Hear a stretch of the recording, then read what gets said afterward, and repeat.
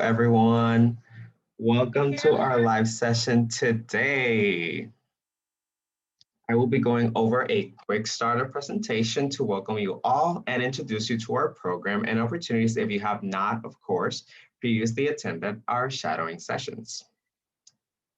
Pre-health shadowing is a student-led, minority-led, women-led nonprofit dedicated to helping prospective healthcare professionals gain access to educational resources, no matter their demographic status, abilities, or location. I just wanted to highlight that a little bit. My name is Jesus. I am the Chief of Program Planning here at PHS, and I thank you all for attending. Now let's get started. Just a little PSA, we do have closed captioning for all of our sessions to accommodate all students.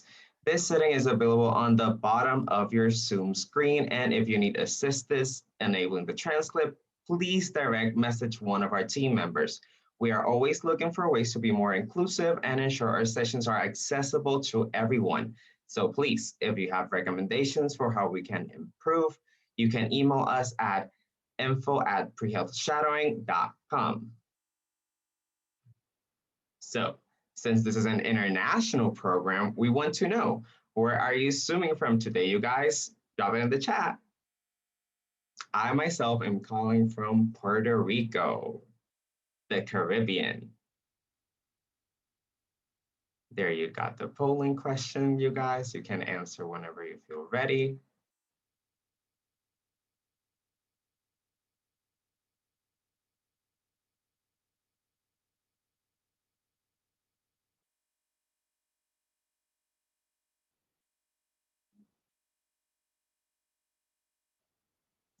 Okay.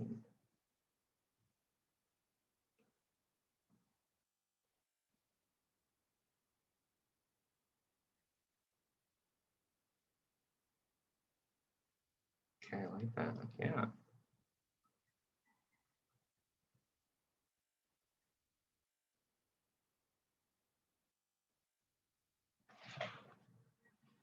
There we go.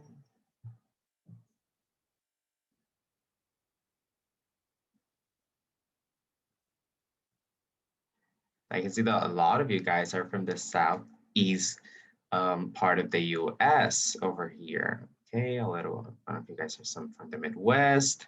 Okay, there we go, there we go. A lot of you guys are college juniors also and are part of the pre-med biology track. I like that. Thank you guys for attending here today. Go.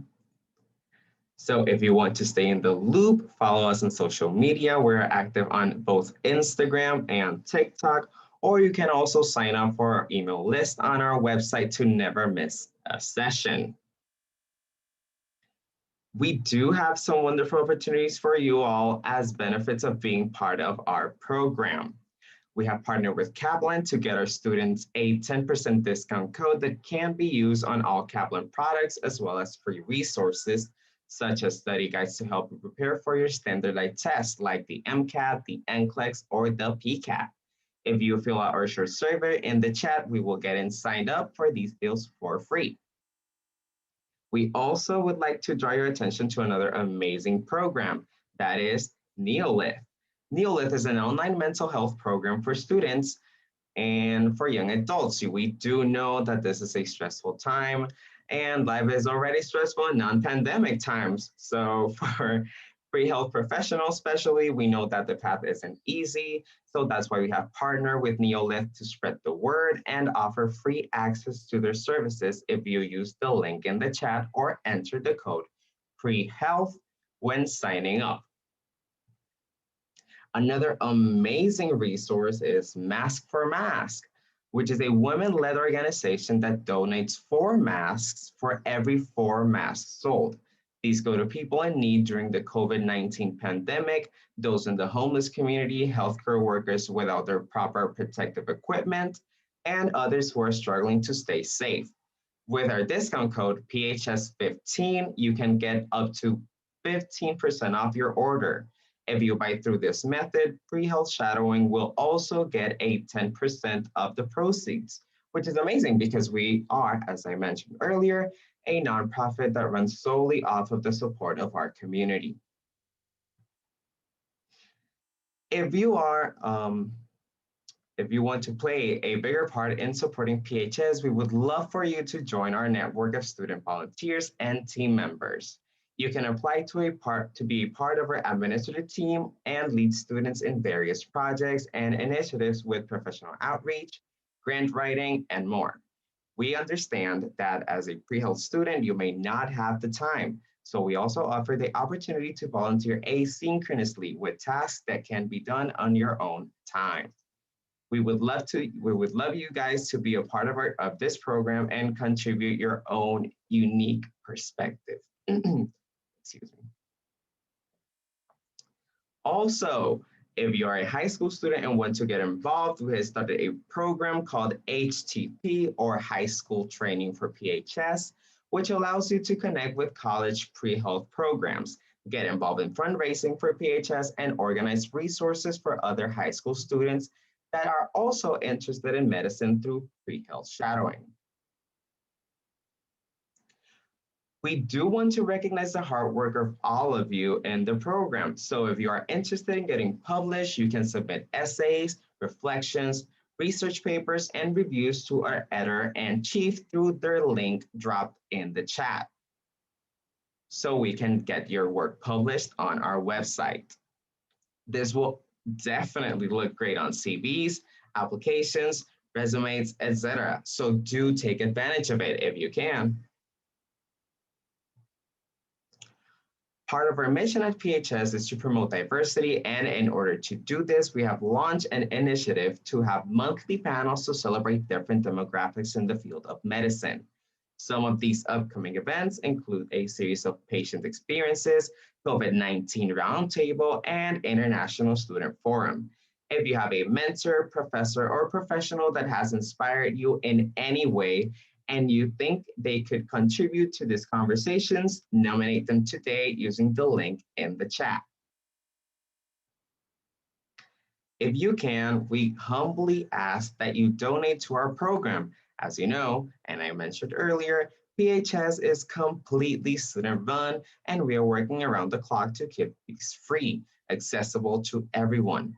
Unfortunately, Zoom and our website are not free, so any contribution you can give would be greatly appreciated. If you are not financially able, we request you send this link to someone you think can, so we can continue to support those who cannot afford similar opportunities. Throughout this session today, we encourage you to drop any questions you may have for the speaker in the chat. Our team members, the ones with the blue background, will be making note of these to be asked in the latter half of the session. Take good notes as our professional is going over their presentation, as there will be a chance to take a post-shadowing assessment to verify your virtual shadowing hours. More information will, of course, be available on this at the end of the session today. So stay tuned. Lastly, if you can, we request you to turn your cameras on. This is by no means an obligation, as we are respectful of different circumstances, but it does help us feel closer together in a time when social distancing is mandatory. Once again, you guys, I appreciate you for listening, and now I would like to welcome our professional. Thank you so much for joining us today. You may share your screen whenever you're ready.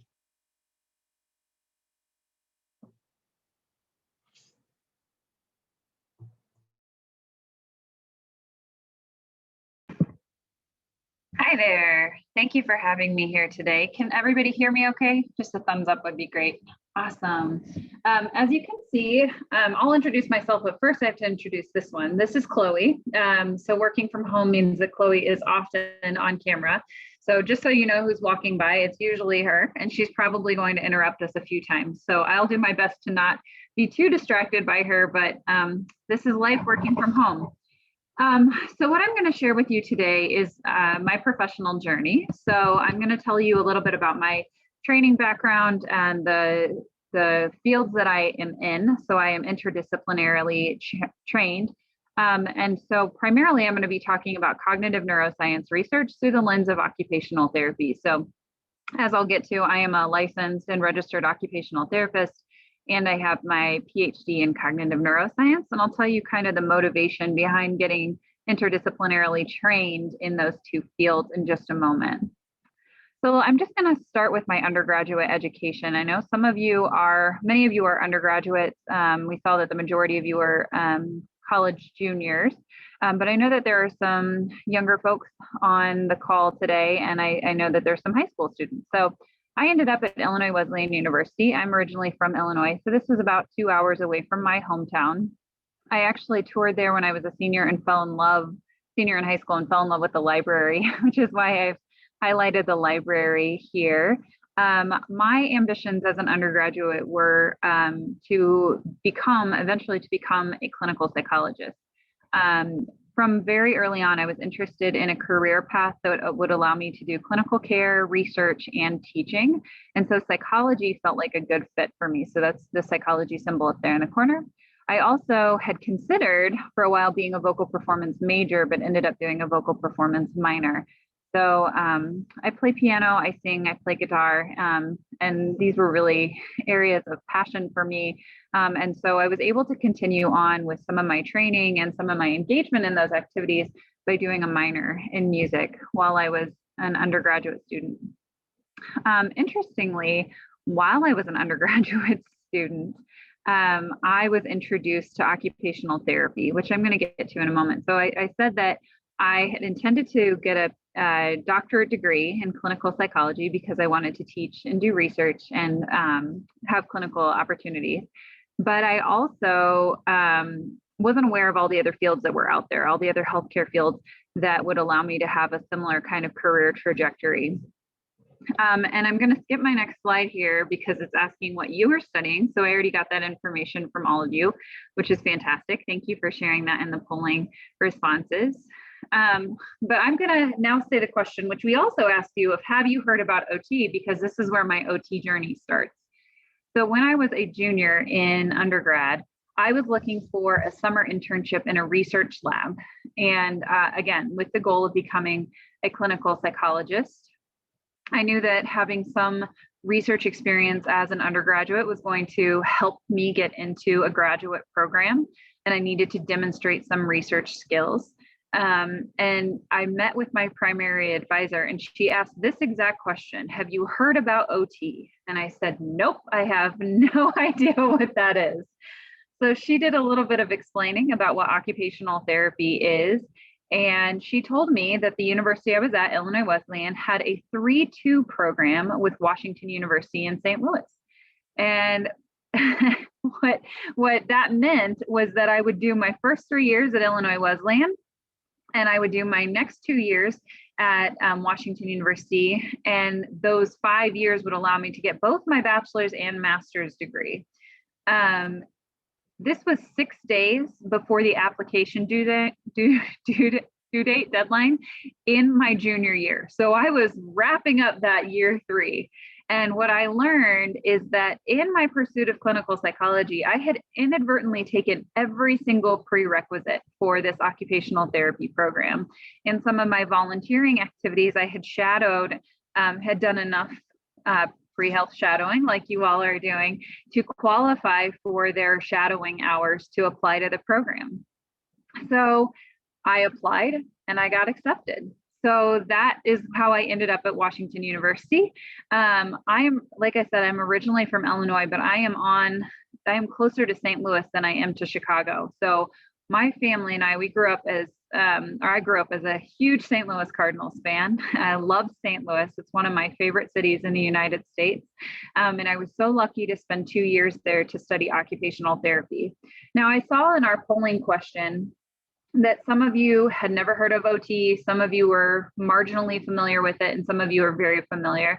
So I'm going to kind of give an introductory level explanation of what OT is. And what I think about this explanation is so important is that I ask my students who are occupational therapy students to consistently work on developing their own definition of what occupational therapy is, what it means to them.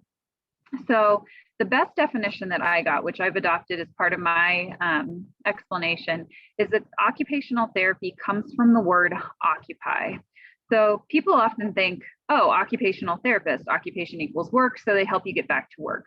That's not necessarily untrue, but if you think about all the things you do to occupy your time, it's a lot more than just your paid employment or work.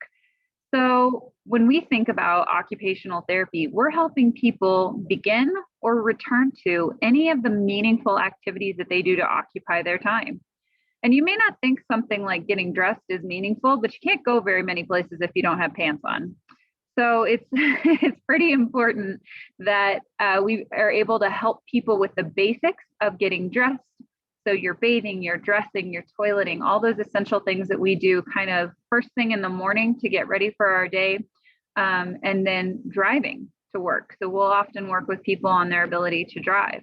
We get to work. So if you're a employment aged individual, you are at a job, so we can help people navigate their job if they've had an injury. Like let's say they've been in a car accident and they've had a brain injury. How do you get back to work? How do you return to a cognitively demanding job when that's super important to you if you've had if you've had a brain injury? We work with small children in addition to adults, helping them play. That's one of the primary roles of occupational therapy. Play is what we call the primary occupation of childhood. So we help children with developmental disabilities learn how to play with their peers. We help them learn how to tie their shoes and do handwriting and all sorts of other things. But the sky's the limit. Anything that people do to occupy their time falls under the scope of occupational therapy. And we use occupations as both a means and an end to our intervention. So if your goal is to return to driving, we use driving to improve your driving ability. We use occupations to promote health and well-being. And I just want to take a moment to think about this right now in the context of this pandemic. I don't know if I can ask another polling-like question, but perhaps you can write in the chat or you can respond to me in some way. But how many of you had occupations disrupted in the last year? You want to just maybe write yes or no in the chat? That would be excellent. I'm going to see if I can see it. Yeah, there we go. Okay, lots of yeses, a few nos. So I remember back in March, my occupations were getting up, getting dressed, driving to my office, and I'd often go to the gym either before or after I was at the office. When everything shut down, I wasn't driving. I wasn't going to the office and I wasn't going to the gym. So my occupations were significantly disrupted by the pandemic. That meant that I had to modify what I was doing. I had to learn how to work from home. I had to learn and find equipment so that I could exercise at home. I don't know if any of the rest of you tried to find dumbbells, but they were really hot commodities last March and April. And so from an occupational therapy perspective, I was able to see how the pandemic disrupted all of my occupations. And I think that that's given me a new perspective of how important those occupations were to my physical and mental health.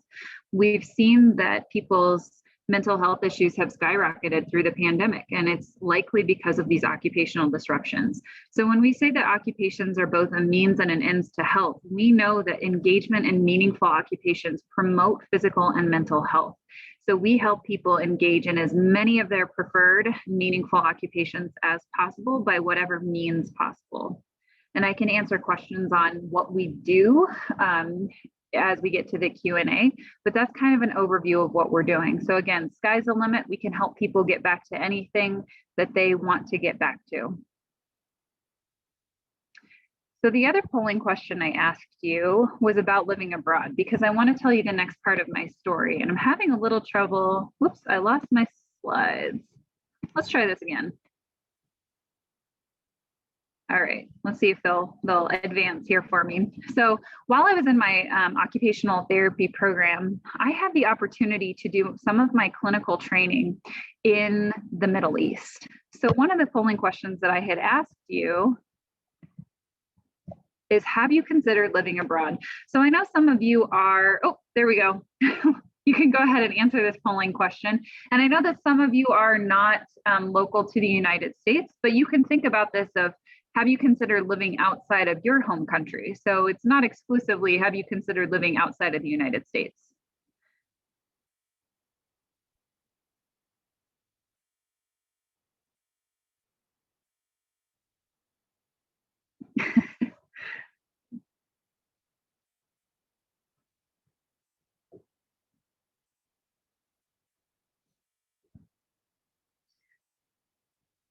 Okay, so the majority of you have considered living abroad. I think that's fantastic. What I'm going to describe for you is probably one of the most meaningful experiences I've had in my life. So, like I said, I had the opportunity to move abroad, and where I was offered an opportunity to go was the Middle East. So, I lived in Dubai for 2 years. So I moved over there and I did the second part of my clinical training, the in-person clinical training at Dubai Center for Special Needs, which you can see on the screen there, the icon for Dubai Center for Special Needs. Just a quick sidebar, as part of occupational therapy programs, which are master level entry degree right now, you do roughly 2 years of coursework followed by 2 12-week internships or clinical training sessions. And I did the second of those 12 weeks in Dubai. And then I stayed there. So I lived in Dubai and I worked for Dubai Center for Special Needs. I did my 12-week unpaid internship, or however we want to describe it. And then I was hired on as a transition planning program coordinator. So my job was to work with the adolescents and young adults who were at Dubai Center for Special Needs. So these were individuals that had developmental disabilities. And my job was to help them find their next step in life, whether that was to be in some sort of supported employment like we see a lot of in the United States, or if it was going to be a government position that was mildly adapted to meet their needs. One of my best stories is that I had a young man named Rohit, and Rohit was deaf, and they didn't have deaf schools like in Dubai like they do here in the United States. And that was Rohit's really only limitation. And he was in this center for other individuals with special needs. And many of the individuals with special needs had severe cognitive limitations, either from Down syndrome or severe cerebral palsy. So he wasn't really being challenged in the classroom the way that he could have been. And I talked to his parents and they said he loves to cook. He loves to cook. So I started working with some contacts that I had made, and I was able to get him a training internship for 3 years at the Dubai Towers, which are those paired towers that you can see in the skyline right up front. I'm not sure if you can see my mouse, but I'm pointing to them with my mouse. They're right in the foreground of the picture. And he is now a chef. So he was there for 3 years. They trained him how to become a chef, and he is now an employed chef. He has his driver's license. He has his own apartment. And that was one of the wonderful things that I was able to do over there, to challenge the expectation that he was always going to be someone who needed assistance, and say, no, actually, he has the capacity to be a productive, contributing member of society, which was a little bit of a different mindset over there. They're definitely evolving and shifting more to a more Western mindset, which I know Western mindsets are not always the best mindset. They're not necessarily optimal. But for people with disabilities, Westerners tend to think more about empowering individuals with disabilities. And in the Middle East, they were shifting towards that more empowerment model rather than a sympathy model. And we must take care of these people forever, and they will always be dependent.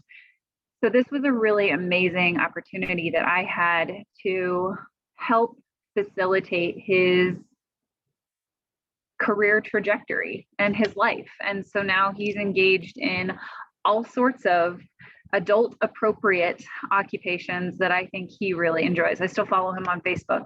And so I get some updates on his life from time to time. So I was able to do a lot of that in Dubai.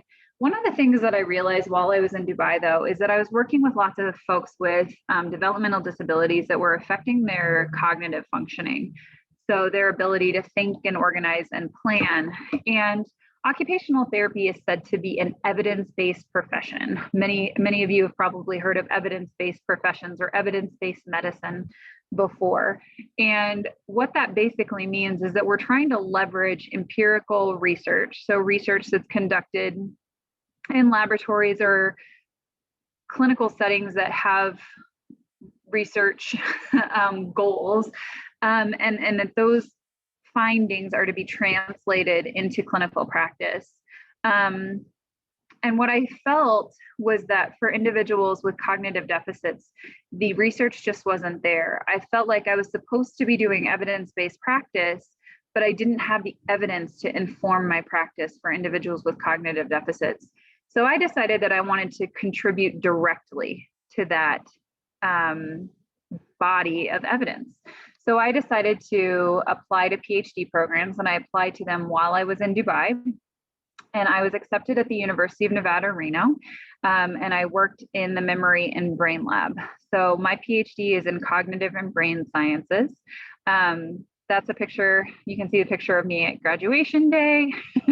And you can also see in the upper right-hand corner a picture of Lake Tahoe. So Reno, Nevada is really, really close to Lake Tahoe. If you ever get a chance to visit there, it is gorgeous. It is a lake that is surrounded by mountains. It is gorgeous, and you can see how clear the water is. So that was a wonderful location to be in. Lots of hiking, lots of skiing opportunities, and lots of sunshine.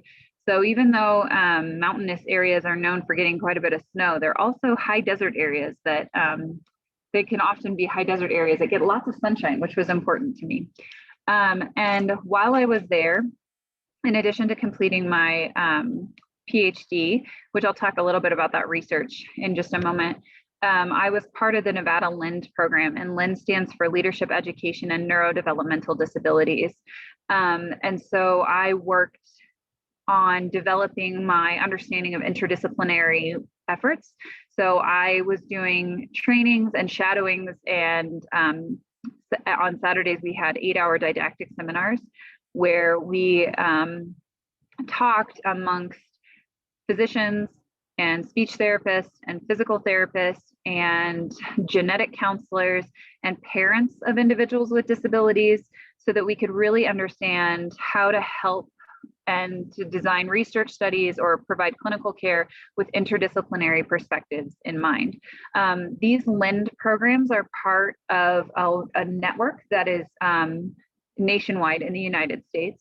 And so it's likely that if you are a student, you would be eligible for applying for one of these fellowships. So it's a year-long fellowship. It does come with a stipend, and it gives you lots of training and opportunities to do projects to target something that you're interested in that would help your community. So I'm just going to spend a little bit of time here. I'm not going to get too much into the research, but my focus in my PhD program was on working memory.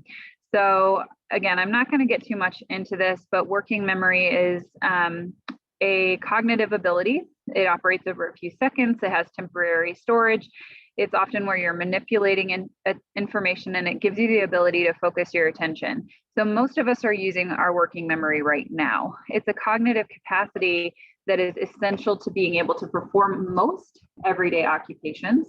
And it was a really great opportunity to study a cognitive ability with a lot of detail, so that I could understand how to study other cognitive abilities or motor abilities with that same level of detail. This really was just an opportunity. I mean, I became quite competent in working memory and working memory literature. I knew a lot about it, but it was more of an opportunity to learn research skills, to learn how to study something, to learn how to design a research experiment, to write a manuscript, to collect and analyze data, all the steps that are necessary for being a career scientist. And so this really taught me the basic skills for doing the thing that I do now, which is primarily research. I'll talk about what my career day-to-day life looks like in a few slides here. But this was the focus of my PhD work, was working memory. Additionally, I worked every Saturday while I was doing my PhD program in a hospital, with the exception of the year that I was doing the fellowship, where, again, because it gave me a stipend, I was able to do didactic training sessions on Saturdays. But for roughly 3.5 years, I was spending every Saturday in the hospital, and I primarily worked with adults with traumatic brain injury. Again, this is a complex condition that elicits lots of cognitive and motor deficits. And it definitely is an area where occupational therapists are actively involved in rehabilitation, because you can imagine that so many of your everyday occupations are disrupted when you've had a brain injury. And I leveraged what I was understanding in the clinical setting, and I merged it with my research training to write an empirical article that I've listed there at the bottom that says cognitive rehabilitation after traumatic brain injury, a reference for occupational therapists. I'm happy to share any of the articles that I cite or allude to it after this session if anyone would like to read the article. I know sometimes those are available through your university libraries, but I'm also happy to share those.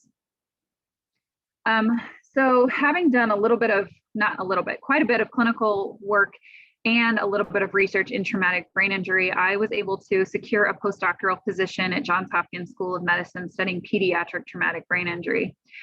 Here again is where, even though I had studied working memory as a PhD student, I was able to use the training, use the skills that I had gained as a PhD student, and further develop them as a postdoctoral fellow. This was 40 hours a week of me just doing research. It was fantastic. I didn't have other obligations. I had primary goals and foci that were related to my research questions. I was able to get a lot of experience with different brain imaging techniques, some of which I use today. I was able to publish 7 different manuscripts in the 2 years that I was there. And I was able to really start developing a content expertise. So my content expertise is now in brain injury, and all of the training that I had as a PhD student, again, in working memory with healthy folks, has influenced what I think about when I look at people that have had a brain injury, because they do have working memory impairments. They also have other cognitive impairments along with motor impairments and emotional regulation difficulties. So I was able to kind of think about all of the different pieces of my training together, and really become a more established scientist. So again, the research here was pediatric traumatic brain injury. And what was interesting about this, and it's interesting but not surprising, was that the majority of kiddos that we had coming in were incurring brain injuries from sports and recreation, and they tended to fall in the mild category. So fortunately, we didn't have a lot of kids with moderate and severe brain injuries. So mild brain injuries, also known as concussions, were occurring in kids from playing on the playground or in sports. And if you look on the CDC website, you'll see that 80% of traumatic brain injuries that are incurred in the United States are mild injuries. So that's actually the most common type of brain injury that you're going to see. And what is particularly interesting about mild injuries is that people have disruptions in everyday life, but they don't look like they do. Their injury tends to appear somewhat invisible. And for those reasons, we had to be very thoughtful about how we would test their abilities, because they would tell us, or their parents would tell us, they just don't feel right. They're just not back to their normal. And we had to detect what that was and what that meant and how that was going to influence their everyday occupations. So that was primarily the goal of my postdoctoral research, was to use brain imaging tools and very subtle behavioral measures that picked up minimal deficits to try to understand what was going on with these folks and how we could eventually think about rehabilitating their limitations.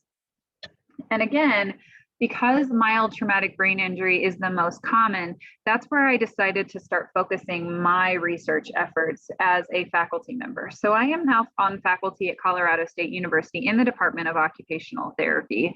And I continue to study mild traumatic brain injury in the form of sports-related concussion. So Colorado State University, if you're familiar with how sports are classified, is an NCAA, the National Collegiate Athlete Association, is a Division I school. So it's the most competitive division of athletes. So there are a number of athletes who participate in contact sports at Colorado State University. And so my research lab is focused on evaluating athletes with concussion and thinking about how to return them to their meaningful occupations. So our lab is called the SCORE Lab, Sports Concussion and Occupational Rehabilitation. And I primarily work with adolescent and young adults that have sustained sports-related concussions. I also use a myriad of neuroimaging tools, brain imaging tools, and behavioral assessments, some of which I've designed and published on myself. And I study how mild injuries influence occupational performance. And I primarily study how we determine when athletes are ready to return to play. Because interestingly, when athletes are cleared to return to play after having had a concussion, they're 3 times more likely to get re-injured, whether that's a new concussion, which can be quite devastating, or just a musculoskeletal injury. So they're going back onto the field, onto the court, and they're getting re-injured. So the primary question that I'm asking is, how do I prevent that? How do I keep that from happening? And the reason that I feel that it's so important to prevent these secondary injuries is because we know that individuals that have 2 or more concussions over their lifespan are at risk for permanent behavioral, cognitive, and sleep deficits. And I know as an occupational therapist that if you have behavioral, cognitive, and sleep deficits, your other occupations beyond the sports that you participate in are likely to suffer. So it's my goal to prevent these secondary concussions. It's my goal to help people recover more effectively from concussion and to be very mindful of the trajectory that this mild injury can elicit, particularly in adolescent and young adults. So many of you in the audience fall into this age category. And I bet you can think about all the stuff that you have to do this week, next month, that is so critical for your future. And if you got a head injury at this time and you had your MCATs coming up, you had some sort of critical exam, you had to do a thesis defense, what is that going to look like for you and the rest of your career? So I'm quite mindful of these critical time points and critical things that people have to do at this age range. And I think about concussion very seriously. So I was asked to provide, so that's a kind of an overview of my training and the research that I do right now. I was also asked to provide an overview of what I do. So I'm on faculty, again, in the Department of Occupational Therapy. Generally, faculty have a 3-tiered responsibility. So when I said I was a postdoc and I only got to do research, I missed that. And everybody told me that I would, because I now have to do 3 things. And sometimes I have to do all 3 things at the same time, which is very difficult. But generally, faculty have teaching, service, and research responsibilities. And I'll give you examples to what that looks like, what each one of those activities kind of looks like. And my responsibility is broken out like this. So where other faculty might have equal expectations in service, teaching, and research, my faculty responsibilities are primarily focused in research. I am funded by the National Institutes of Health to conduct research with athletes with concussion. So they provide 75% of my salary. They protect 75% of my time for doing research. So that means that roughly 4 out of 5 days I'm doing research. I do research year long over the summers, whereas other people might have their summers off as faculty, or their summers are a lighter load. So I do teach. and I do have service obligations. So I'll discuss what those are for me, and I imagine these are quite similar to other faculty that you encounter. So a typical day for me might include my service obligations, my teaching and mentoring obligations, and my research activities. So I'm just going to give you, like I said, examples of each of these. So some of the service obligations that I have is service to the profession. So service to the profession means that I am reviewing other people's grants, other people's manuscripts to see if they are of high quality for either getting funded from the government or for being published.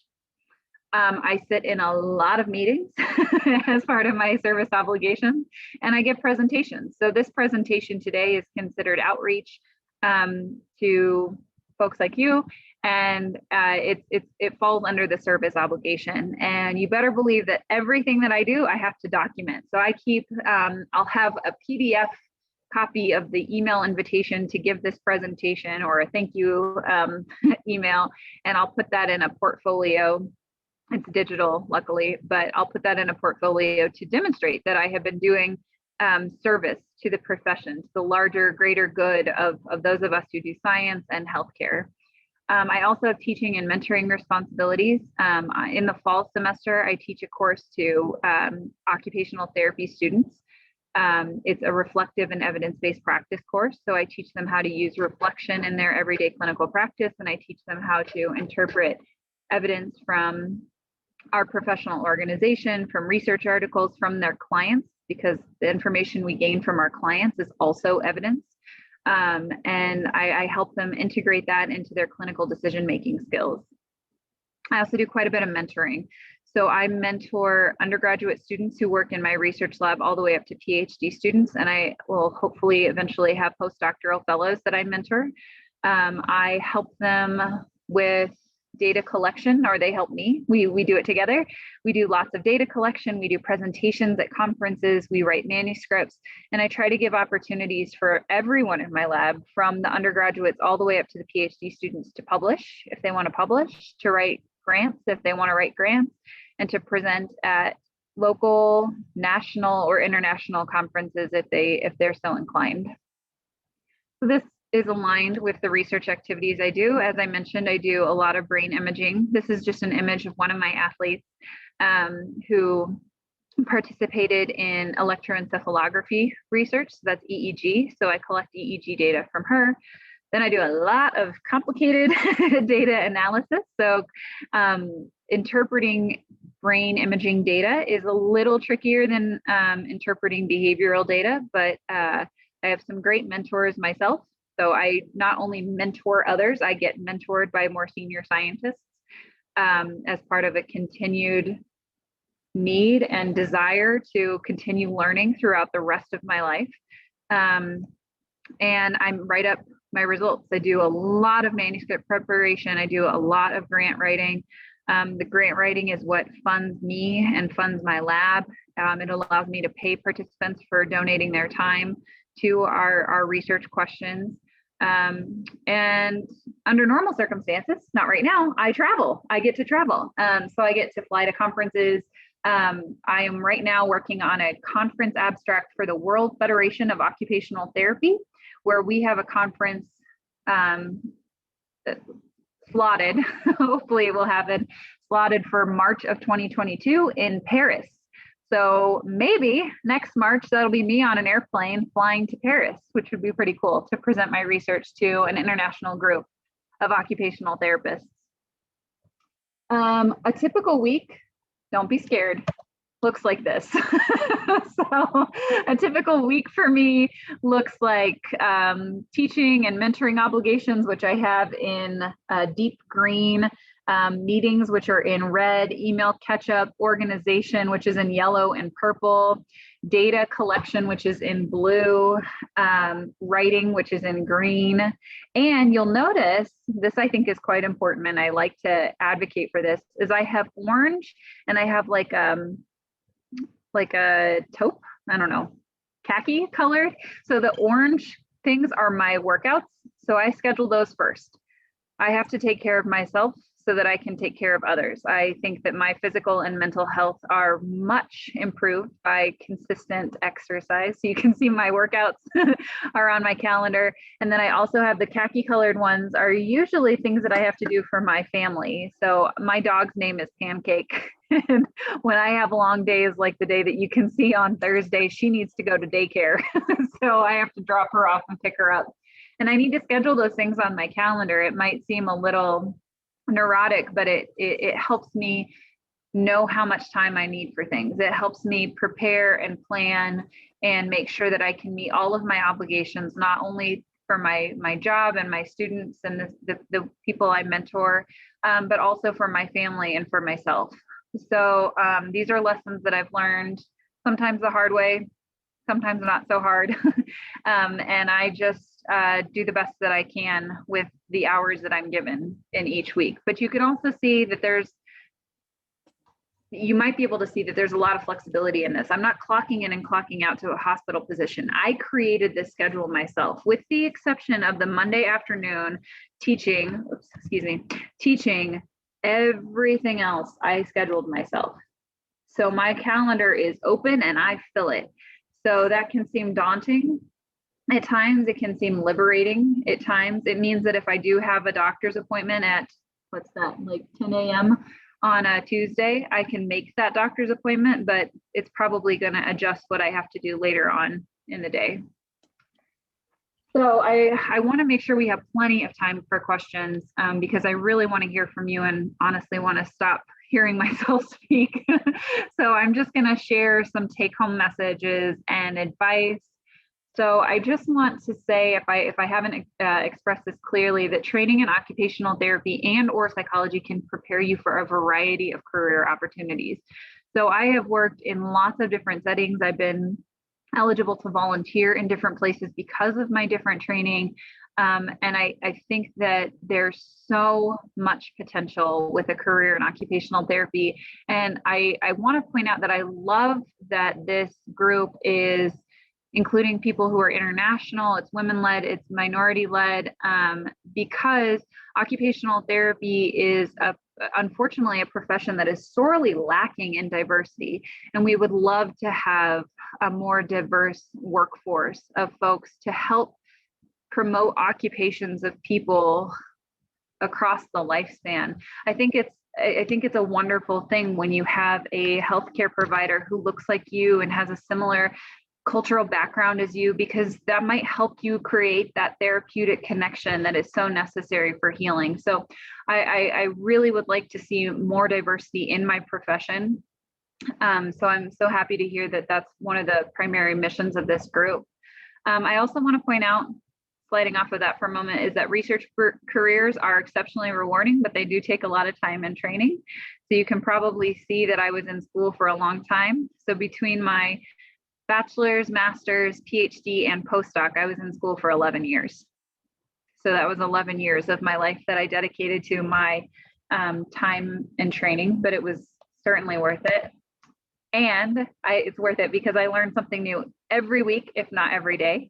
And as I said, I have a passion to be a lifelong learner. So this is wonderful for me. I find that excitement, curiosity, and perseverance are just as important, if not more important, than intellect. So I happen to be a pretty analytical person. I took tests well, but I have found in mentoring other students and working with other folks that it's really more about excitement and curiosity than it is about intellect, because you may struggle with learning new concepts, but if it's a concept that you just can't put down, you're going to grasp it faster, better, and with a better ability to teach it to somebody else than somebody who's just super bright and sharp and can absorb anything that they want to, like a sponge. So I like sharing that with students to say that those are characteristics that when I'm, for example, hiring a PhD student, those are the characteristics that I'm looking for in my PhD students. And I encourage you to try to find a career that makes you happy that it's Monday. Most Mondays I wake up pretty excited that I get to go into my lab. I'm pretty excited that the schedule that I have is one that I created. and designed. Of course, there are times that it's overwhelming, and of course, there are times that it's too busy and I feel like I'm about to lose my mind. But overall, I feel that my career is something that is rewarding. It feels meaningful to me, and I'm so happy that I put in the time and effort to learn the skills that I have learned. So I think that's the end. Yes, that's the end of my advice. So thank you so much for your attention, and we'll shift it over to the question and answer portion of the session.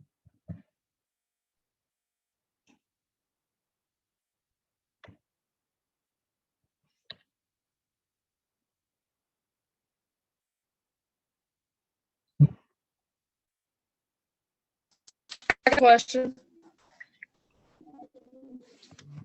Yes, go ahead.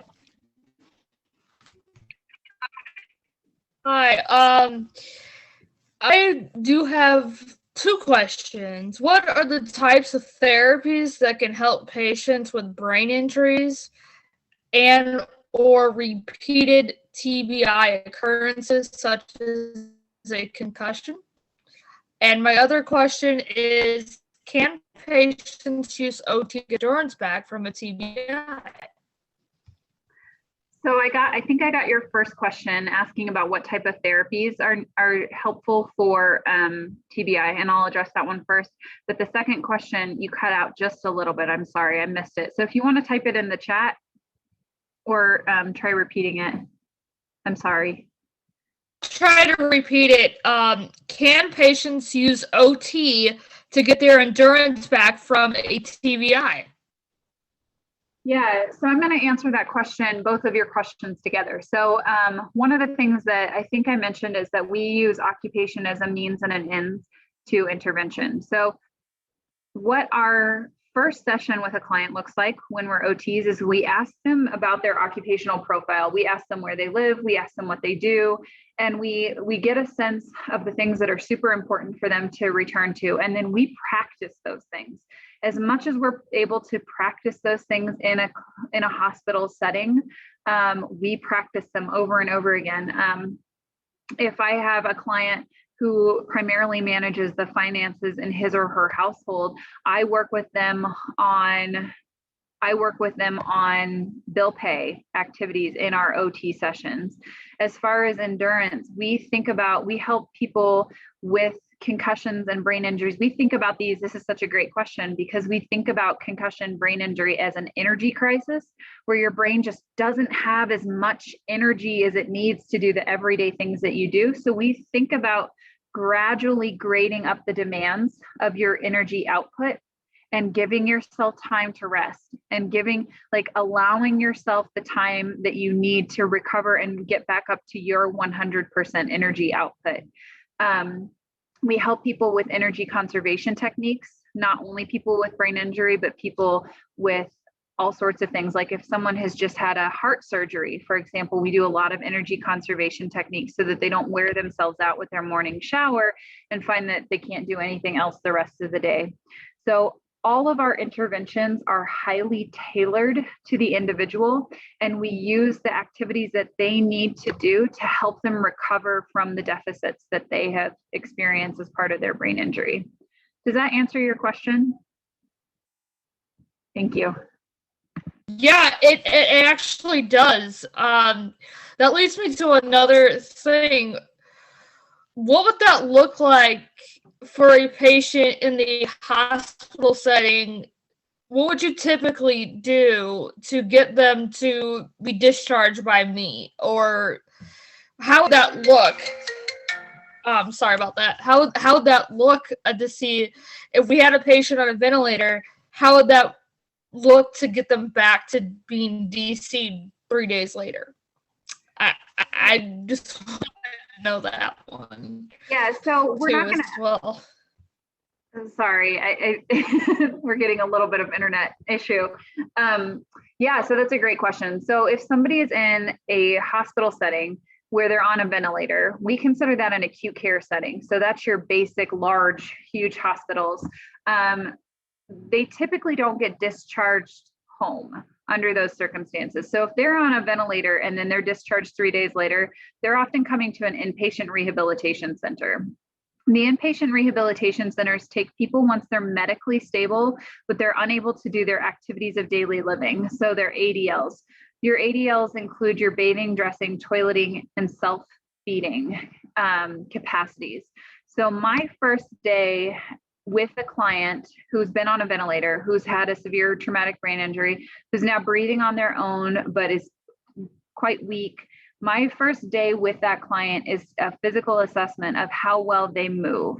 So I walk into the room, I introduce myself, I tell them what OT is, I ask them as much as they can, because sometimes with brain injuries, they have trouble being accurate historians of their own capacities and their own past, but as much as they can to describe where they live, what they were doing on an everyday basis. And then it's my job to do an assessment. I usually use a functional independence measure, which is called the FIM.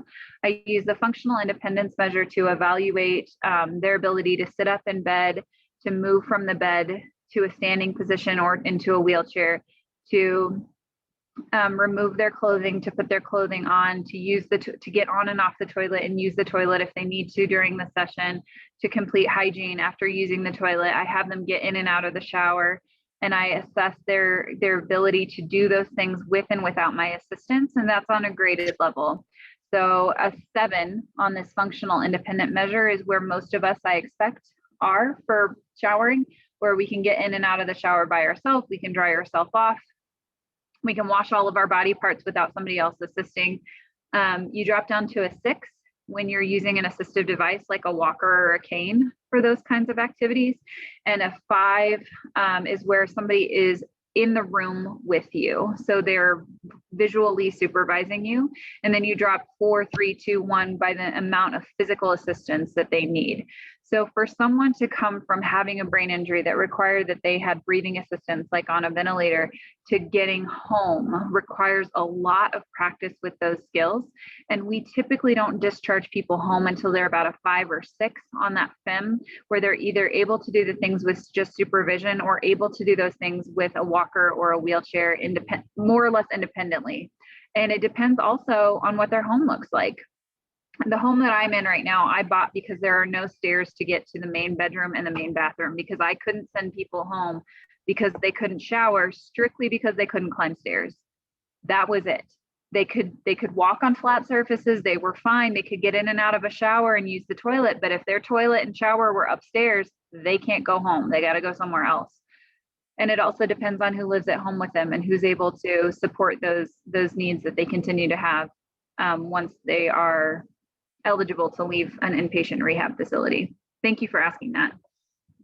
Yeah, absolutely. I've always wanted to know what that looked like, because me working with the attending, I never get to see what it's like from a therapist point of view. So thank you for letting me know that. It's really impressive and interesting how you look at everything as far as doing an analysis of their daily life and their jobs, and to do an analysis basically on, how they live their life. We don't get that to work with the attendings, and other doctors don't get to do that analysis. And I thank you so much for answering the question. My pleasure. Thank you for asking it. Okay, thank you so much, Doctor. So another question that we have from one of our members of the audience is, what are the brain imaging tools that you may use in a typical day? Like, please do explain what they are and what they do. Sure. So I am primarily using electroencephalography and functional near-infrared spectroscopy, or functional magnetic resonance imaging. So I'm going to separate those into 2 categories. So electroencephalography, EEG, the one I showed you a picture of, we use a cap that's kind of like a swim cap that we pop electrodes into lots of different sites, and it's picking up the neuron, the brain cell activity in the moment. So as the brain cells are firing, we're getting the information from generators of all of that electrical activity, and we're picking it up at the scalp. What we get from those data is exactly exactly when the brain is active. So we get what we call great temporal resolution. So we know the timing of the brain activity. What we don't know is, because we're measuring these at the scalp and the way that the brain is organized, the neural generator that I'm picking up right here could be coming from way back here. So I'm not exactly sure where in the brain the signal is originating from. So that leads me to my other two techniques that I typically use, which is functional near-infrared spectroscopy or functional magnetic resonance imaging. With both of those neuroimaging types, I'm able to identify where in the brain activity is coming from. So either by using a magnet that allows me to look at blood flow within the brain or blood oxygen level dependent changes in brain activity, or functional near-infrared spectroscopy is using near-infrared light that shines light into the skull, and it's refracted by the cortical tissue, and it gives me a measure of optical density, which then I calculate into oxygen levels or oxygen metabolism. All of these are to say that the brain, when it's active, it needs more blood flow, it needs more oxygen. So I'm indirectly measuring brain activity, but I know exactly where in the brain it's coming from. So it tells me that if this region of the brain is active, there's going to be blood flow to that region that's at a greater level. So I know where things are happening. But where I'm limited there is that I don't know when exactly it happened, because it takes about 6 seconds for blood flow to get there after the brain cells were active. So I get great spatial resolution, but poor temporal resolution. So I use these two neuroimaging techniques in tandem so that I can understand both where and when things are happening in the brain with two different neuroimaging techniques. I love that. That's really, really interesting. Thank you so much. Yeah. Okay, so another member of our audience, Allison, asks, do you recommend an undergrad student to take the MSOT route or the OTD route? Yeah, that's a really great question. Our professional organization is doing a terrible job of making up its mind about what they want students to come, or what they want the entry level capacities of OTs to be. So physical therapists are at a doctoral level, and occupational therapists are now at a master's entry level. We were about to shift to an OTD and as a profession, and then we held back. I'm not exactly sure why all of the indecisiveness is happening, but it's happening. I think it really depends on what your career trajectory is going to be. If you envision yourself as having a supervisory role, or maybe wanting to do research someday, or just wanting a little extra training, an opportunity to do more in your graduate program, the OTD is probably an ideal route. Whereas if you're thinking more about doing clinical work exclusively, the master's degree route is perfectly fine. And if our profession ever does shift to an OTD requirement for entry, you will be grandfathered in. That happened to folks that got a bachelor's degree in occupational therapy when they bumped it to a master's level. They were able to continue practicing. They didn't need to go back to school to get a master's degree. I have my master's degree in occupational therapy. Part of the story I didn't tell you is that I was in the OTD program, but the only way for me to go to Dubai was to scale back to the master's program.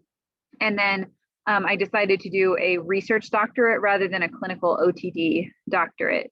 So I have the capacity to do clinical and research, although there are some weird rules where, because I don't have a clinical doctorate, I'm ineligible for certain grants. That doesn't pop up very often, but it's a kind of funny thing. If you're thinking research routes, there are also schools that are doing a joint OTD PhD program. They're analogous to the MD PhD track that physicians can pursue. So it's really just dependent on where you see yourself. The OTD, again, if you might be in a supervisory role, I'll expand on that in a minute, because if you are supervising at a rehab institute, for example, like an inpatient rehab facility, and you're the rehab supervisor, it might be advantageous to have the OTD because there will be physical therapists that you would be supervising who have a doctoral degree. So it tends to help to have the same level or greater level of degree than the people that you are supervising. That's not always necessary, but it just kind of depends on what you expect that might look like. It also depends on your financial situation, because OT school can be quite pricey, and adding on that extra year of an OTD, if you don't necessarily know that you want to do more than clinical work, which is amazing to do clinical work. Being a clinical OT is awesome, and we need so many more folks in the field. Then the master's degree is perfectly wonderful for that need. Okay, wonderful. I love your explanation and how you you teach us like the different path that us as students can actually take and decide on our career. So another question from Jaden over here is, do you have a process or strategy for developing your own schedule, or is it more random every week? Yeah, I do tend to be a little bit neurotic when I'm thinking about the process for scheduling. In order to publish papers at a level that I need to publish papers, I have to spend a good amount of time each week writing. But in order to publish those papers, I also have to acquire data. In order to meet other tenure and promotion requirements, I have to attend meetings, and I have to give presentations, and I teach. So some of it is just thinking about that distribution of like, I'm 75% research. So I really need to make sure I'm doing research related activities most of the week. And then the teaching and the service falls into place. I don't have to worry about scheduling my teaching because that just happens. Because it's scheduled for me. They're like, you're teaching Tuesday afternoons, but everything else is really just a matter of trying to find the balance. And some weeks I do a great job at finding the balance, and I meet the goals that I need to meet. And then other times I don't do a great job, and I've spent too much time analyzing data without it being ready for a manuscript, or too much time trying to collect data from participants and then they didn't show up in the lab. So I do the best I can to try to have a diversity in activity, both for my energy levels and also for making sure that I'm meeting all my goals. And like I said, sometimes it works great and others it doesn't. I tend to know, and I think this is a really important thing for students to learn. I know myself, I have the most energy for creative activities in the morning. So if I need to write, I have to schedule my writing time in the morning. I tend to try to collect data in the afternoon where I'm a little more groggy. I know how to do those steps. They're a little bit more rote, where I just am doing the same thing over and over again to acquire the brain data. I still have to be alert and attentive, but I don't have to be as creative when I'm acquiring data because those processes have already been established. I have been participating in a writing mentoring group where they help us understand our A, B, and C time. So our A time is like the time when you are the most alert and, like I said, most creative. So my mornings are my A time. My B time is for teaching, or not teaching necessarily, because I don't really get to schedule that, but grading. I don't need as much of that creative energy to grade or to collect data or to sit through meetings. And then C time is my free time, my personal time. So when I can work out. So maybe first thing in the morning, like 6 a.m., that's a good time for me to get into the gym because my brain's not quite awake yet, or later in the afternoon when I'm feeling groggy. But running errands and things like that, that's my C time. And I think that was a really helpful structure to have learned to think about when to schedule certain activities. And I'll have people tell me all the time, well, you're going to have to learn how to write in the afternoon. And sometimes I do have to write in the afternoon, but my writing's better in the morning. So I just, with the flexibility that I have, I try to preserve those times. I put writing time on my calendar. And if somebody says, can you meet during this time? I say, absolutely not. I have a date with myself. I have a meeting with myself to get this writing done, and it is not negotiable. So those kinds of strategies have been quite helpful for me.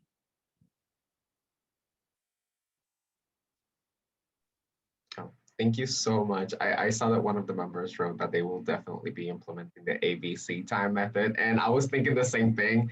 It seems really efficient and it's really interesting. So thank you for that. Sure.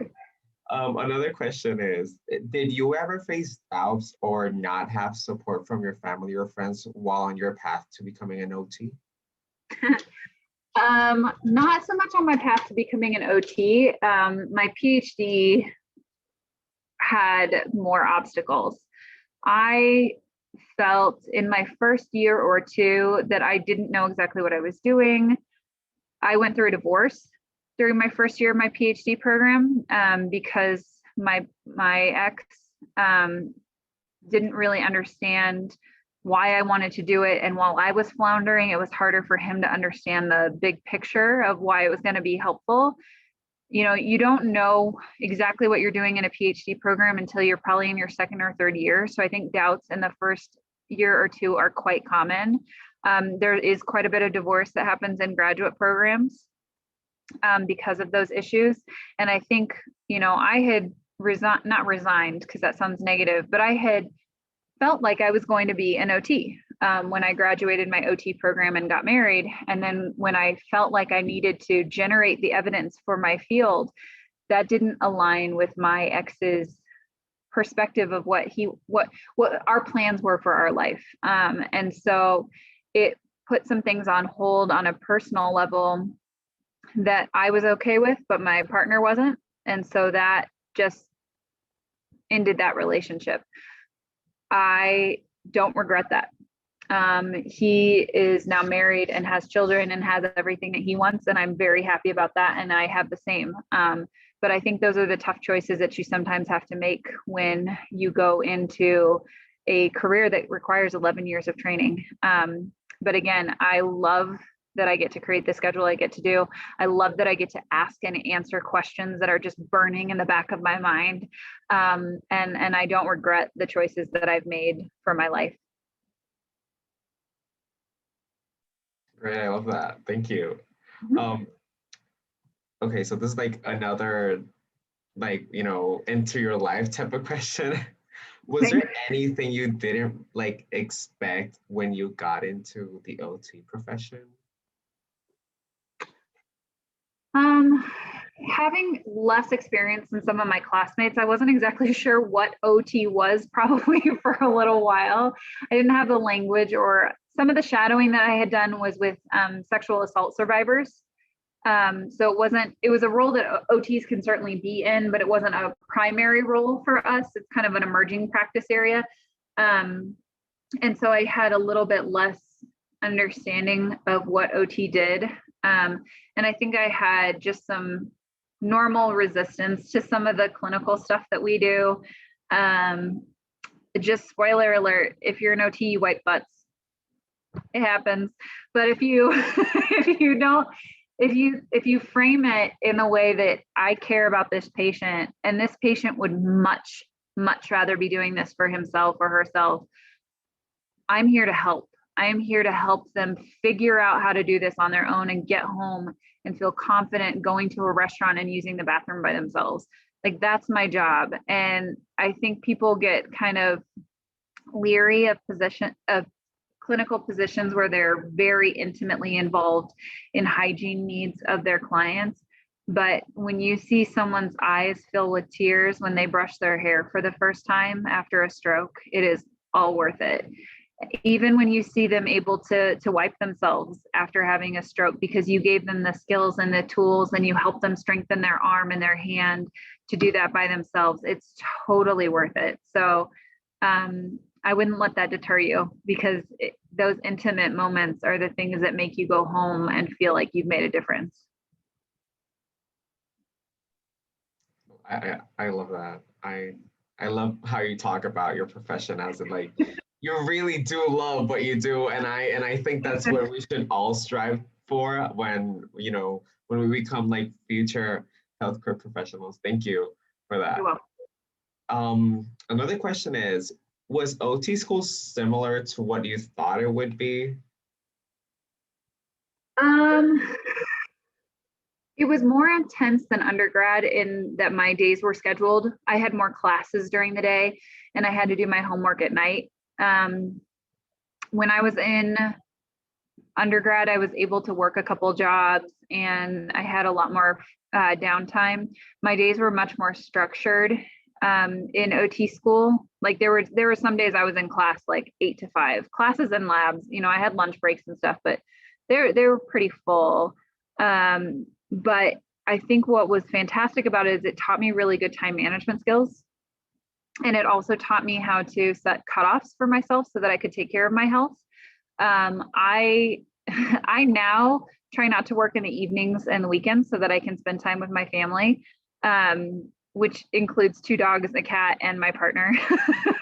And when I was in OT school, I had a cutoff of 10 p.m. so I could watch, what was I watching? It was with Jon Stewart, The Daily Show, The Daily Show. I wanted to watch The Daily Show every evening. So I had a strict cutoff of 10 p.m. and that was my wind down time. And then I got pretty good at like, I'm going to watch The Daily Show at 10 o'clock. So I have to stop doing my homework regardless of where I'm at. And then I go to bed and I get enough sleep so that I can do all this again tomorrow. And that's when I started working out consistently, getting physical exercise to manage my physical and mental health. And so it really was time intensive, but it was time intensive for 2 years. And I think there's been a lot of stages in my career where I've worked a 30-hour week.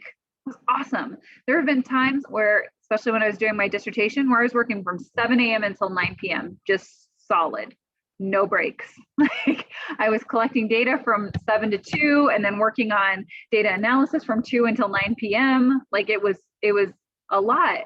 And I think when you decide to go into a healthcare field, particularly if you're going to be an MD, there's going to be times in your life that are just exceptionally intense. And you just kind of have to lean into it and know that it's not always going to be that way. And then I think you also have to lean out and say, this is not at least for me, this is not what's going to allow me to have a rich life where I have friends and social life activities and all sorts of things that allow me to have more than work and more than my career. Because if you have a bad day at work and you have nothing else, you just have a bad day. If you have a bad day at work and you have an awesome, like happy to greet you dog and a partner who's cooked dinner, like it just makes it manageable. And like, your day is better. And I caution people against getting so wedded to their work that they don't have anything else to soothe them when work goes upside down, because it will. And then you have to rally. And it's helpful when you have people to rally alongside you. Thank you for I'm sorry that I'm just saying that I love everything you say because it's so incredibly insightful whenever you ask like a question about something really personal regarding your path, right, through this profession. It's really, really insightful and inspiring. Another question is, how many students do you usually mentor? Yeah, that's a good question. Right now, I'm the primary mentor for one PhD student. They are, that level of mentoring is quite time intensive. I'm the primary mentor for one master's thesis student and the primary mentor for 3 undergraduate students. And I could probably do one PhD student, 2 master students, and 3 undergrads because their projects that they have to complete are less intense at the undergraduate level, more intense at the master's level, and most intense at the PhD level. I hope to have a lab where I am able to mentor 4-ish PhD students, 6 master's students, and lots of undergraduates with postdoctoral help, and more of a culture where other people are working together. So the PhD students are also mentoring the master's students, are also mentoring the undergraduates, and some of that mentoring also comes back up the chain. So in addition to the primary mentorship that I have, I serve on committees for other students, and I'm probably on like 3 or 4 different committees right now. So I would say in total, I've got about 10 students rotating through, and at the peak of my career, like once I'm tenured, I hope to have about 20 to 30 students and not really go much beyond that. Okay, that's great. And for our final question, I was wondering, what has been one of the most, maybe not intense cases, but maybe the one case that has like stood with you the most, that was like really maybe impressive for you? You mean like a clinical client? Yeah. I think, I don't know that this is going to be that meaningful to you, but it's meaningful to me. So I had a client who had had a stroke, and he had limited hand function.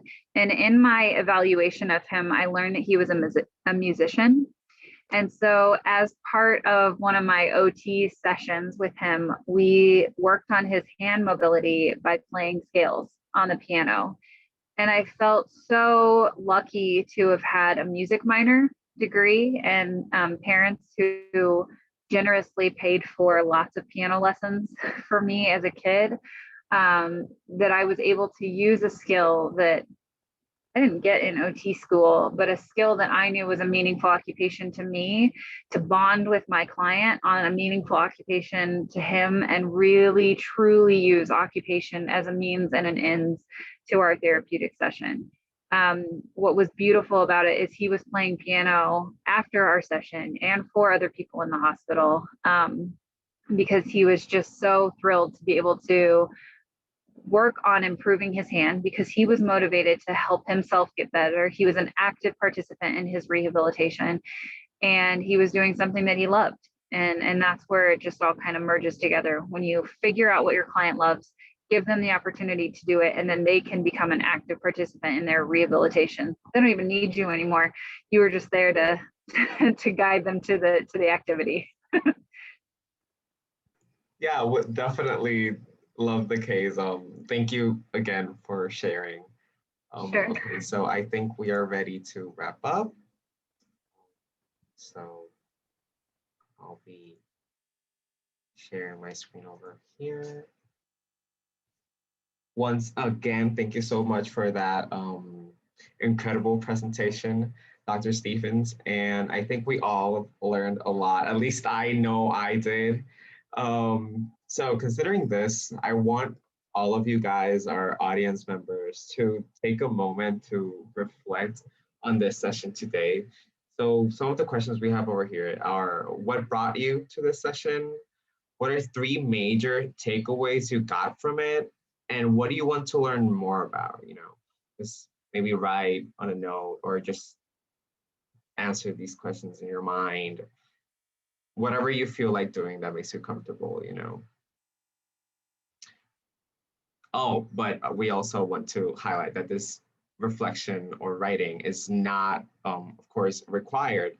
However, we do encourage you to submit it to our website for publication, for recognition of your hard work, and to enhance your future publications, as we mentioned earlier.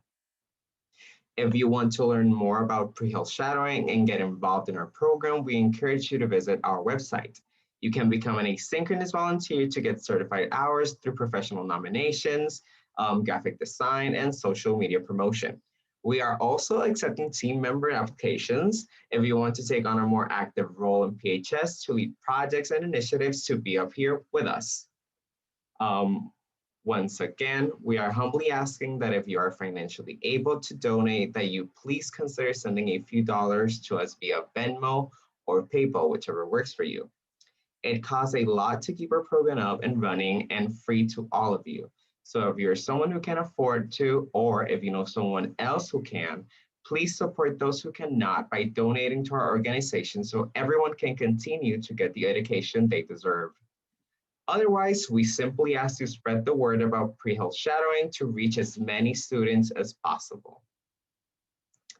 Okay, now for the part you have all been waiting for, earning your digital certificate for the virtual shadowing hours from this session today. So first, you gotta go onto our website and find our professionals page, which in this case is Dr. Stephens' page. Next, you can take our quick 10-question multiple choice quiz based on the content from the session today. You will have 30 minutes per attempt to earn 70% or higher to get your certificate. We know that sometimes technology can be difficult, of course, and for this reason, we allow up to 2 attempts to take the assessment. But if you run into any difficulties, please contact us without hesitation. To ensure that our website does not crash from a high influx of students, we recommend waiting at least 30 to an hour, maybe, after the session to take the quiz, which will be open indefinitely. Once you have passed, you can click the Finish Course button at the bottom of your professionals page and download your certificate verifying those virtual shadowing hours. If by any chance you missed a part of this session or want to go back and view other sessions to earn more certificates with verified virtual shadowing hours, you can go to our YouTube channel and watch our previous recordings. You can also find them via the professional pages on our website and also take the post-shadowing assessment for these as well. Be sure to follow us on social media or subscribe to our email list for the latest updates on upcoming sessions and events. We are currently booked every weekday through June for virtual shadowing sessions, so we definitely hope to see you guys over there. Once again, thank you for joining us, and please stick around if you have any questions, and myself and other team members will be happy to answer them. This shadowing session is now officially over, and I invite you all to log off. Have a wonderful day.